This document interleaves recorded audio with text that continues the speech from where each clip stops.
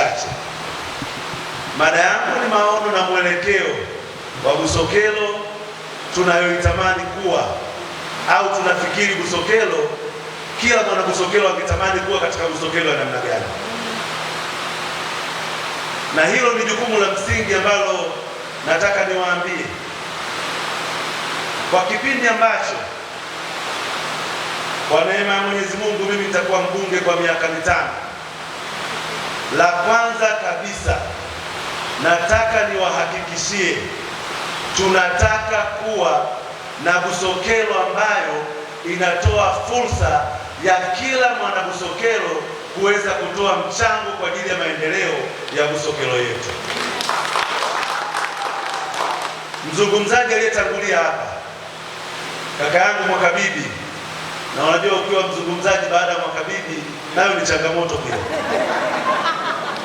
kwa maana nyingi, lakini pia inaweza ikawa fursa kama yalivyotuambia, kwa sababu kimsingi amenifilisi kwenye maeneo mengi, ameelezea vizuri sana namna gani wana Busokelo tunapaswa kuwa. Hii Busokelo, ndugu zangu wana Busokelo, ina utajiri wa kila namna. Kwanza, eneo letu limekaa kimkakati na limebarikiwa. Ndio maana alikuwa anasema hapa Mwakabibi kwamba hata kilimo chetu hatuwezi kujisifu kwamba tunazo jitihada ambazo zinatufanikisha kuvuna tunavyovuna.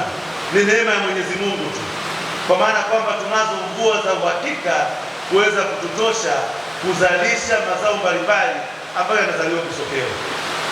Lakini pia jambo kubwa, Busokelo tunayo rasilimali ama rasilimali watu bora sana kuliko maeneo mengi sana. Kwa hiyo maana yake Busokelo, kwa maana eneo letu na watu walioko Busokelo, tukijipanga vizuri tunaweza kusababisha Busokelo kuwa shamba darasa la maendeleo katika nchi yetu ya Tanzania.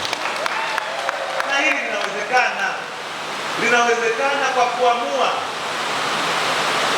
Na kwa somo lililopita, tohara ya akili, kufikiri kwa upya, kufikiri kimkakati, kwamba mimi naweza kusaidia namna gani Busokelo.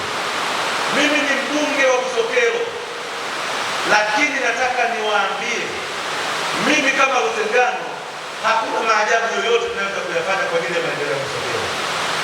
Mimi kama mbunge, nafasi yangu itakuwa ni kuunganisha wana Busokelo, kutengeneza daraja na kuwaleta pamoja, ili hizi akili zote za wana Busokelo tukiziweka pamoja, hakuna shaka kwamba tutaendelea. Tuondoe dhana ya kwamba maendeleo yataletwa na diwani, maendeleo yanaletwa na mbunge, maendeleo yanaletwa na mwenyekiti wa kijiji au mwenyekiti wa kitongoji. Hawa ni viongozi ambao wamechaguliwa miongoni mwetu, wao kuwa kuonyesha njia ya kwamba sasa uelekeo wetu uwe namna hii, kwamba haiwezekani hapa wote sisi wana Busokelo kwa mpeni hapa tukaamua kusema sisi hatutaki kuwa na kiongozi, tutaenda hapa. Lazima tuwe na mmoja ambaye anasimama anatuambia, jamani, tutakuwa na kikao tarehe 28.